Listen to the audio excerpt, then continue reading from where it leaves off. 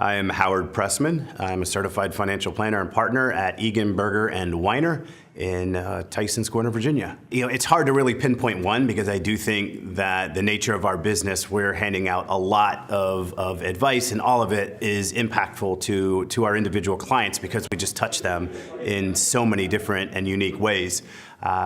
If I had to really focus on one issue, I do think that it's really the one about life insurance. To be able to have the conversation with a widow or a widower, to be able to say, look, financially, you're all set. You've got nothing to worry about. It's taken care of. Go, be with your family, take care of yourself, take care of the other things. We'll come back to this when you're ready, but just know that you're okay. The advice that I would give myself at the beginning of my career would absolutely be to be a financial planner, to be a real financial planner. Having been in this business for 20 years, when I came into the business, financial planning was really just beginning.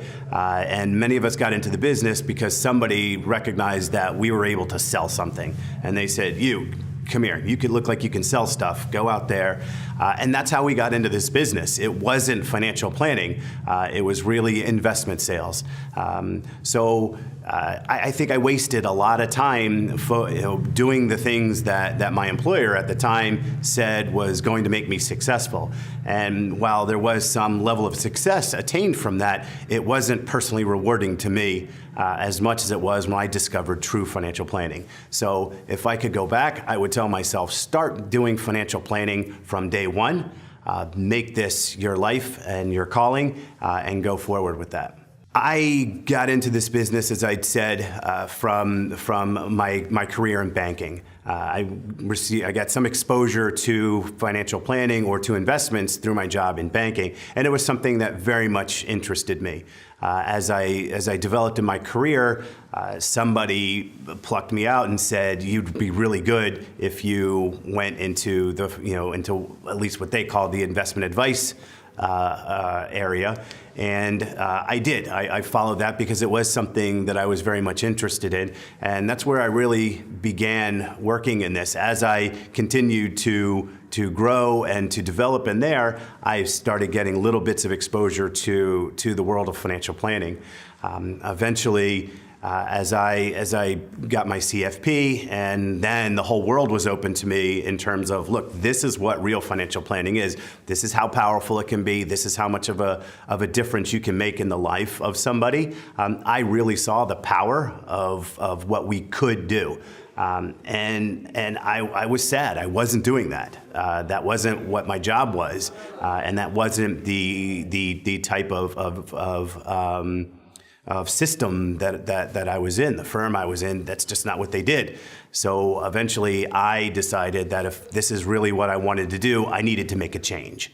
And I left the bank that I worked for, and I came to a small financial planning firm where we really truly put the client in the center of everything that we do and build everything from the financial plan, and therefore everything else flows from that plan. So it's all about figuring out the what. What is it that the client wants to do? What is it that they need? What are their hopes? What are their dreams? And then once I fully understand that, then I can come up with the why, and then I can come up with the how. So to me, it's sort of turning the traditional financial services model on its upside down, and really focusing on the why, then and then the what eventually. So if I could thank my clients, it would absolutely be thanking them for the trust and the faith that they put in me.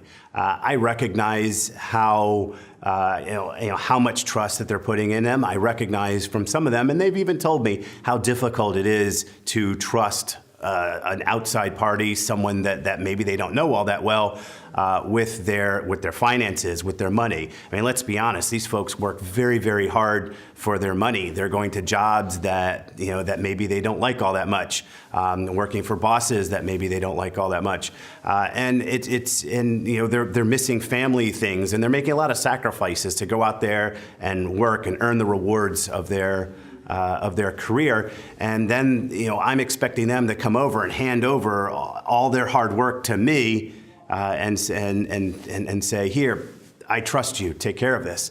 That's humbling. I really am in awe that of the trust that they place in me, and I really think that if I owe them a debt of gratitude for having that trust and that faith in me to be able to do what I do for them and to be able to do it as well as I do.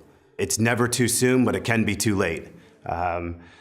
I've worked again with a lot of clients. Not a single one of them has ever said to me, I really wish I'd started this process later. On the contrary, or I shouldn't say almost all of them, but many of them will come to me and say, I really wish I'd met with you 10 years ago, 20 years ago. So much of what we do really depends on time. Time can be a client's best ally, and to take advantage of that, to make it work for them, is extremely important. So starting as early as possible makes things so much easier for you when you're in later life. If we identify areas that need to be remedied, if we identify deficiencies, the changes in your life are much smaller when you're younger than they can be when you're older. To think about the changes that might be required to salvage a retirement from an otherwise unsatisfactory plan is a much bigger deal later in life than it is early on.